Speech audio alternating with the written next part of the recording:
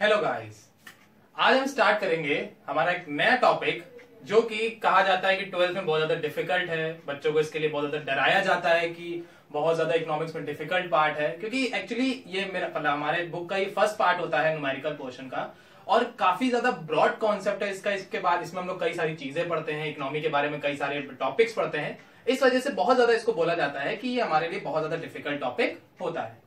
तो अब हम बात करते हैं है क्या ये टॉपिक, मतलब इतना ज्यादा डिफिकल्ट है, क्या है इस टॉपिक में ऐसा। तो लेट्स टॉक अबाउट इट। तो आज का जो टॉपिक है हमारा वो स्टार्ट हो रहा है हमारी क्लास 6 से, मतलब 6th क्लास है हमारी आज की ये।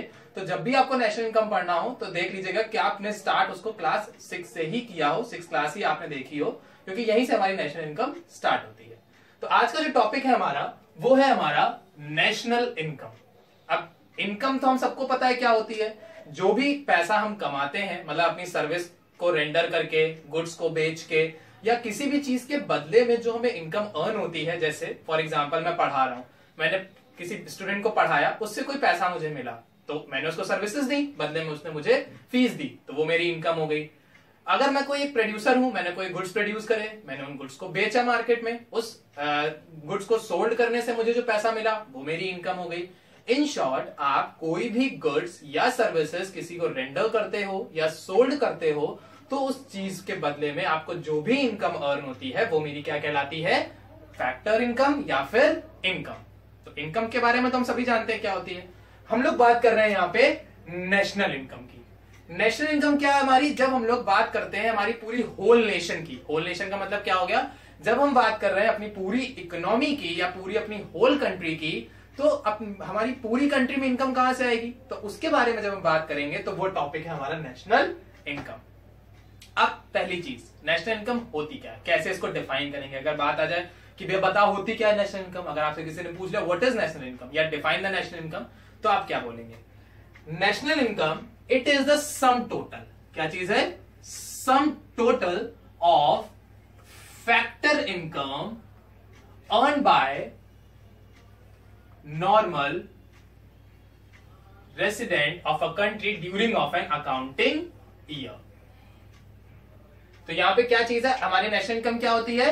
National income is the sum total of, sum total का मतलब सबको ऐड करके, sum total of factor incomes. हमारी एनआई के दो बेसिक पॉइंट्स होते हैं, या दो बेसिक इसमें चीजें होती है जिससे हम अपनी पूरी नेशनल इनकम कैलकुलेट कर सकते हैं। वो दो बेसिक पॉइंट्स हमारे क्या है? सबसे पहला है मेरा फैक्टर इनकम और सेकेंड है मेरा नॉर्मल रेसिडेंट। यानी कि हम जो भी हमारा नॉर्मल रेसिडेंट है, नॉर्मल रेसिडेंट का मतलब क्या हो गया? नॉर्मल यानी आमतौर पे, रेसिडेंट जो वहां पे रहता है। तो नॉर्मली जो पर्सन उस कंट्री में रहता है नॉर्मल तौर पे, या जनरली वहीं पे कमाता है, वहीं खाता है, वहीं सारी सर्विस देता है, वहीं सारे एक्सपेंसेस करता है, वहीं पे सारी इनकम अर्न कर रहा है, तो वहां का एक ऑर्डिनरी या नॉर्मल रेसिडेंट कहलाता है। अब यहाँ पे जब हम लोग बात कर रहे हैं तो वो क्या है? एनआई की। तो एनआई कैसे निकालेंगे? कि जब भी उस पर्सन, उस नॉर्मल रेसिडेंट ने हमारी कंट्री में एक अकाउंटिंग ईयर में, अकाउंटिंग ईयर हमारा कब स्टार्ट होता है? अकाउंटिंग ईयर हमारा स्टार्ट होता है 1 अप्रैल टू 31 मार्च। 1 अप्रैल से 31 मार्च का जो हमारा पीरियड होता है उसको हम लोग क्या बोलते हैं? Accounting year. और 1 जनवरी से जो 31 दिसंबर तक का जो पीरियड होता है उसको हम बोलते हैं कैलेंडर ईयर। कैलेंडर ईयर हमारा कौन सा होता है? 1 जनवरी से 31 दिसंबर। और हम लोग का अकाउंटिंग ईयर कौन सा होता है? 1 अप्रैल से 31 मार्च। तो नेशनल इनकम हमारी क्या है? कि जब कोई भी नॉर्मल रेसिडेंट अपनी कंट्री में एक पूरे अकाउंटिंग ईयर में जो भी इनकम वो अर्न करता है वो इनकम उसकी कहलाती है नेशनल इनकम। क्लियर? हमारी कंट्री में जितने भी नॉर्मल लोग रहते हैं उन सारे लोगों की इनकम को ऐड करके जब हम लोग एक टोटल सम निकालते हैं, वो सम टोटल मेरा जो पूरा होता है वो क्या कहलाता है? National income. अब जैसे मैंने बात की यहाँ पे कि हमारी जो इनकम है, सबसे पहला पॉइंट मेरा यहाँ पे क्या था? इनकम की बात कर रहे थे हम लोग। यहाँ पे सबसे पहले हम लोग बात किसकी कर रहे हैं? इनकम की। तो अब इनकम क्या होती है मेरी? तो जो भी हमने पैसा कमाया है अपनी सर्विस को रेंडर करके, अपनी सर्विसेज को बेच के या सर्विसेज को दे के या गुड्स को बेच के, जो भी पैसा मैंने कमाया है वो मेरी कहलाती है इनकम। अब मैंने इस इनकम को दो पार्ट्स में डिवाइड किया, factor income and transfer income. कौन कौन सी इनकम है मेरी? Factor income and transfer income. अब सबसे पहले हम लोग बात करते हैं हमारे ट्रांसफर इनकम की। ट्रांसफर इनकम नाम से क्या समझ में आ रहा है? ट्रांसफर कर रहे हैं हम लोग। ट्रांसफर का मतलब क्या? ट्रांसफर हम लोग क्या करते हैं, कोई मेरी चीज है, हमने बदले में किसी को दे दी कि ये लो तो आज से तुम्हारी हो गई। फॉर एग्जाम्पल, मेरे पास कोई मेरा पुराना फोन था, वो मैंने अपने घर पे दे दिया, ये लो यूज करो। मेरे पास कोई मेरी पुरानी कार थी, वो मैंने घर पे दे दी, ये लीजिए इस्तेमाल करिए। यानी कि मेरी कोई चीज है, मैंने जस्ट फॉर एक यूज मैंने किसी और पर्सन को दे दी है, अब से वो चीज वो इस्तेमाल करेगा। तो उसी तरह मेरी ट्रांसफर इनकम होती है। इनकम वो मेरी है, मैंने कमाया है, मैंने अपनी सर्विस रेंडर करी है, मैंने अपने गुड्स बेचे हैं, उसके बदले में मुझे पैसा मिल रहा है, लेकिन मैंने उस पैसे को दे दिया है किसी अनदर पर्सन को। कैसे? जैसे ट्रांसफर इनकम मेरे क्या क्या हो सकते हैं? Donation, charity, gifts. ठीक है, यानी कि जैसे हम लोग बात करते हैं, एग्जांपल ले लेते हैं कि ट्रांसफर इनकम होती क्या है। जैसे अब मैंने पूरे साल में इनकम अर्न करी 1 करोड़ रुपए, मैंने पूरे साल में 1 करोड़ रुपए अर्न किए, 1 करोड़ रुपीस। अब उस 1 करोड़ में मैंने क्या किया, जैसे इस टाइम पे कोरोना वगैरह चल रहा है, तो मैंने उसमें से 10,000 रुपीज, 10,000 रुपए मैंने पीएम केयर फंड में डोनेट कर दिए। तो जो मैंने डोनेट किया है पैसा, वो क्या होगा? उन्होंने कमाया, उन्होंने मुझे कोई सर्विसेज दी, उन्होंने कोई मुझे गुड्स दिए? नथिंग, कुछ भी नहीं दिया। वो पैसा सिर्फ मैंने उनको एज अ हेल्प के तौर पे मैंने उन्हें ट्रांसफर कर दिया है। तो यहाँ पे बात क्या है कि ट्रांसफर इनकम जो हमारी इनकम होती है, वो हमने कमाई नहीं है, हमने कोई गुड्स नहीं दिए हैं, हमने कोई सर्विसेज नहीं दी हैं, हमने उनको बदले में कुछ भी रेंडर नहीं किया हुआ है। Just like a gift, donation या चैरिटी जो पैसा हमको मिलता है, वो मेरा कहलाता है ट्रांसफर इनकम। जैसे आप कहीं बाहर किसी दूसरी कंट्री में आप जॉब कर रहे हैं, आप घर वालों को पैसा भेज रहे हैं रहने के लिए, या आप बाहर रह रहे हैं, घर वाले आपको वहां पे सरवाइव करने के लिए पैसा भेज रहे हैं, तो ये सारी चीजें आपकी होती है ट्रांसफर इनकम, क्योंकि इसमें बदले में आपने किसी को कोई भी चीज रेंडर नहीं करी हुई है। तो ट्रांसफर इनकम क्या है? जिसमें हम किसी भी पर्सन को कोई भी चीज रेंडर नहीं कर रहे हैं, बदले में कोई भी चीज नहीं दे रहे हैं, बट फिर भी हमें इनकम अर्न हो रही है, तो वो मेरी क्या कहलाती है? Transfer income. क्लियर? सेकेंड मेरी आती है फैक्टर इनकम। फैक्टर इनकम में क्या होता है? हम लोग बदले में कोई गुड्स या सर्विसेज रेंडर करते हैं, यानी कि हम लोग इस इनकम को अर्न करने के लिए या पैसा कमाने के लिए या तो हमें अपने गुड्स देने पड़ते हैं, या हमें अपनी सर्विसेज देनी पड़ती है, या हमें कुछ भी कोई भी ऐसी चीज होती है जो हमें बदले में देनी पड़ेगी, और उसके बदले में जो हमें इनकम अर्न होती है, वो इनकम मेरी कहलाती है फैक्टर इनकम। तो इनकम के मेरे बेसिकली कितने पार्ट्स थे? 2 तरह की इनकम हमारी होती है, factor income and transfer income. Factor income जिसमें हमने बदले में उन्हें कोई चीज दी हो, कोई सर्विस दी हो, कोई गुड्स दिए हो, तब हमें पैसा मिले, वो फैक्टर इनकम कहलाती है। और ट्रांसफर इनकम, हमने उन्हें कोई गुड्स नहीं दिए हैं, वो जस्ट हमारी हेल्प करने के लिए एक सोशल वेलफेयर के तौर पे या just like a normal help के तौर पे जो वो हमें पैसा भेजते हैं, वो मेरी ट्रांसफर इनकम कहलाती है। फैक्टर इनकम का हमारा एक और नाम होता है, फैक्टर इनकम को हम लोग बोलते हैं अर्न्ड इनकम। और हमारी ट्रांसफर इनकम को हम लोग क्या बोलते हैं? Earn income. जाहिर सी बात है, ये हमारी जो फैक्टर इनकम है वो क्या कहलाएगी? वो अर्न इनकम कहलाएगी। क्यों कहलाएगी? क्योंकि बदले में हमने उसे कोई चीज दी है, बदले में हमने उसे कुछ दिया है। तो जब हमने कुछ दिया है, यानी हमने भाई सर्विस दी है, हमने गुड्स दिए हैं, हमने बदले में कुछ रेंडर किया है, तो हमने वो कमाई है, हमने वो चीज मेरी है, उस चीज पे मेरा हक है, तो वो मेरी क्या हो गई? अर्न इनकम या फैक्टर इनकम। ट्रांसफर इनकम, वो हमने कमाई तो है नहीं, जस्ट इज गिफ्ट की तरह मुझे मिल गई है, तो वो मेरी होगी अर्न इनकम, यानी वो इनकम मैंने कमाई नहीं है। तो इनकम को बेसिकली हमने 2 पार्ट्स में डिवाइड किया, फैक्टर एंड नॉन फैक्टर या ट्रांसफर। फैक्टर अर्न इनकम होती है जो मैंने कमाई है किसी गुड्स एंड सर्विसेज को रेंडर करके, और ट्रांसफर जो मैंने कमाई नहीं है, जस्ट लाइक मुझे गिफ्ट, चैरिटी, डोनेशन या हेल्प के तौर पे रिसीव हो गई है। क्लियर है? चल, अब जैसे मैंने अभी आपको बोला कि हमारी जो एनआई है उसमें बेसिकली 2 मेन पॉइंट होते हैं, फैक्टर इनकम और नॉर्मल रेसिडेंट। तो वही चीज यहां पे है, एनआई कंटेन्स 2 इंपॉर्टेंट पॉइंट्स। हमारी एनआई क्या करती है? 2 इंपॉर्टेंट पॉइंट कंटेन करती है। The first one is factor income only. Factor income यानी कि जब भी हम लोग इनकम की बात करेंगे कि आपने कितना कमाया, तो जब भी आपसे इनकम पूछी जाएगी तो आप कभी भी उसमें डोनेशन, चैरिटी, आपके पॉकेट अलाउंसेस, आपकी जो आपको घर में एक तरह से कह सकते हो पॉकेट मनी मिलती है, वो ये सारी चीजें आप उसमें ऐड नहीं करोगे, क्योंकि वो आपने कमाया नहीं है।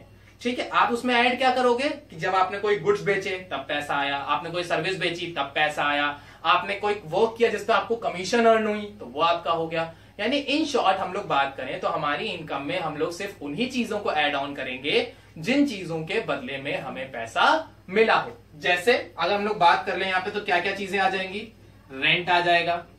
रेंट कैसे आ जाएगा, मेरा घर था, मैंने अपना घर किसी को किराए पे दिया हुआ टेनेंट को रहने के लिए, तो वो हमें किराया देगा, तो भाई मैंने सर्विस दी ना, उसको रहने के लिए घर दिया, तो वो मेरी इनकम हो गई। या इन केस मेरी कोई एग्रीकल्चर लैंड है, मेरी जो एग्रीकल्चर लैंड थी वो मैंने किसी फार्मर को दी एग्रीकल्चर करने के लिए या क्रॉप्स ग्रो कराने के लिए, तो उससे जो पैसा आएगा वो मेरी इनकम हो जाएगी। तो रेंट हो गया मेरा। कंपनसेशन ऑफ एम्प्लॉइज,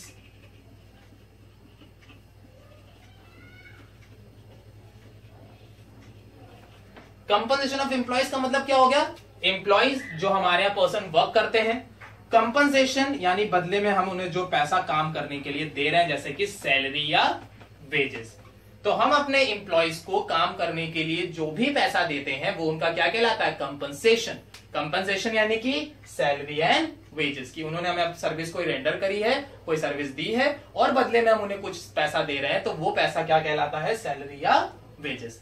तो हमारी फैक्टर इनकम में कौन कौन सी चीजें आएंगी, जिसमें हमने कोई भी गुड्स या सर्विस कोई रेंडर करी है किसी थर्ड पर्सन को और उस चीज से हमें जो भी इनकम अर्न हो रही है वो मेरी किस में आएगी, फैक्टर इनकम में। और उन सभी फैक्टर इनकम का जो सम टोटल होगा वो मेरा क्या कहलाएगा, नेशनल इनकम। अब नेक्स्ट आता है मेरा नॉर्मल रेसिडेंट। सेकंड पॉइंट मेरा यहां पे था ना, normal resident of a country, तो सेकंड पॉइंट मेरा आता है नॉर्मल रेसिडेंट। अब नॉर्मल रेसिडेंट क्या होते हैं, जो भी पर्सन जनरली यहां पे रह रहा है। जैसे अगर हम लोग इंडिया की बात करें तो यहां पे हम कैसे कह सकते हैं कि आप नॉर्मल रेसिडेंट हैं, तो जाहिर सी बात है या तो आपने आप बर्थ ली हो, आप यहां पैदा हुए हो, तो अगर आप यहां पैदा हुए हो तो यहां के आप नॉर्मल रेसिडेंट हो गए, या फिर आप अगर बाहर से आए हुए हो तो आपके पास एटलीस्ट एक गवर्नमेंट ऑथराइज कोई प्रूफ होना चाहिए कि आप यहाँ के सिटीजन हो। जैसे अगर आप अमेरिका में रहना चाहते हो, यूएस में रहना चाहते हो, तो आपको वहां का ग्रीन कार्ड बनवाना पड़ेगा कि अगर आप वहां के सिटीजनशिप चाहते हो तो आपको ग्रीन कार्ड होना चाहिए।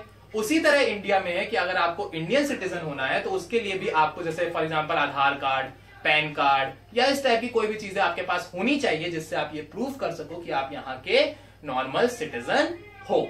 तो एक नॉर्मल रेसिडेंट के लिए आपके पास क्या क्या चीजें होनी चाहिए, या तो आपने उस कंट्री में बर्थ ली हो या फिर आपके पास कोई गवर्नमेंट ऑथराइज प्रूफ होना चाहिए, ठीक है, तो आप उस कंट्री के नॉर्मल रेसिडेंट हो सकते हो।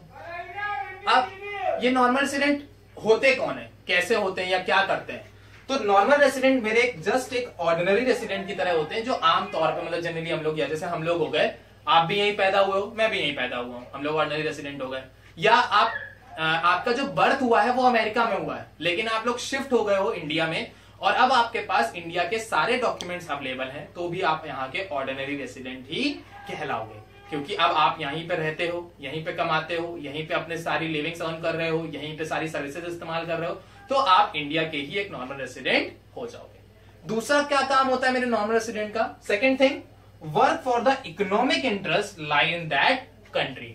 जो भी नॉर्मल रेसिडेंट होगा वो उस कंट्री के इकोनॉमिक इंटरेस्ट के लिए वर्क करेगा। यानी अगर आप इंडिया के सिटीजन हो तो जाहिर सी बात है आपका काम किसके लिए करोगे, इंडिया के लिए, और अगर आप चले जाते हो अमेरिका तो आप काम किसके लिए कर रहे हो, अमेरिका के लिए कर रहे हो, तो फिर आप यहाँ के सिटीजन नहीं रह गए। अब आप सिटीजन कहां के हो, अमेरिका के हो गए। क्यों, क्योंकि आप अपनी कंट्री के इकोनॉमिक इंटरेस्ट के लिए काम नहीं कर रहे हो। बट अगर यहाँ पे अगर बात करें जैसे हमारी टाटा कंपनी हो गई या रिलायंस कंपनी हो गई, टाटा भी इंडिया की है, रिलायंस भी इंडिया की है, बट उनके जो ऑफिसेज हैं या उनकी जो फैक्ट्री है या जो फर्म्स हैं वो भाई अब यूएस में भी है, इंग्लैंड में भी है, यूएई में भी है, हर जगह है। तो अगर आप वहां पे काम कर रहे हो तो वो इनकम कहां की होगी, इंडिया की तो इनकम हुई। क्यों, क्योंकि कंपनी हमारी है, उसका ओनर इंडिया का है, भले वो कंपनी कहीं भी हो तो, लेकिन वो उसकी इनकम कहां आ रही, हमारी इंडिया में आ रही, तो वो इंडिया की नेशनल इनकम में ऐड किया जाएगा।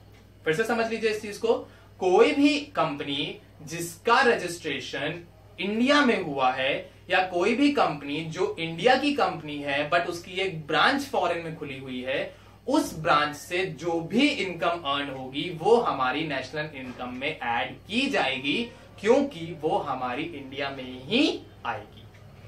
लेकिन अगर कोई भी कंपनी है जैसे एप्पल हो गई, वो इंडिया की कंपनी नहीं है, अब एप्पल अगर कहीं कुछ अर्न करती है तो वो कहां जाएगा, वो यूएस के पास जाएगा। अगर एप्पल यहां इंडिया में मैन्युफैक्चरिंग सेटअप कर देता है तो भी यूएस में जाएगा। लेकिन अगर इंडिया की कोई कंपनी है वो किसी फॉरेन कंट्रीज में जाके सेटअप करती है और इनकम अर्न करती है, तब भी वो इंडिया की ही नेशनल इनकम में ऐड किया जाएगा। तो हमारे नॉर्मल रेसिडेंट में केस में क्या होगा, नॉर्मल रेसिडेंट के 2 पॉइंट्स होंगे, या तो वो पर्सन ऑर्डिनरी रेसिडेंट हो यानी आमतौर पे यही रहता हो, या फिर work for the economic interest, और दूसरी चीज वो इंडिया के इकोनॉमिक इंटरेस्ट के लिए काम कर रहा हो, इंडिया के लिए कमा रहा हो, इंडिया में टैक्स पे कर रहा हो, तो फिर वो यहां का सिटीजन कहलाएगा। समझ में आ गई चीजें। सबसे पहले क्या थी नेशनल इनकम, वो हमारे सारे फैक्टर इनकम का एडिशन होता है जो कि नॉर्मल रेसिडेंट अर्न करता है। इनकम 2 पार्ट्स में डिवाइड की गई, factor and transfer payment. NI 2 points contain करती है, factor income and normal residence. I hope सारी चीजें क्लियर होंगी आपको। एक बार इसको देख लीजिए, नोट करना हो कर लीजिए।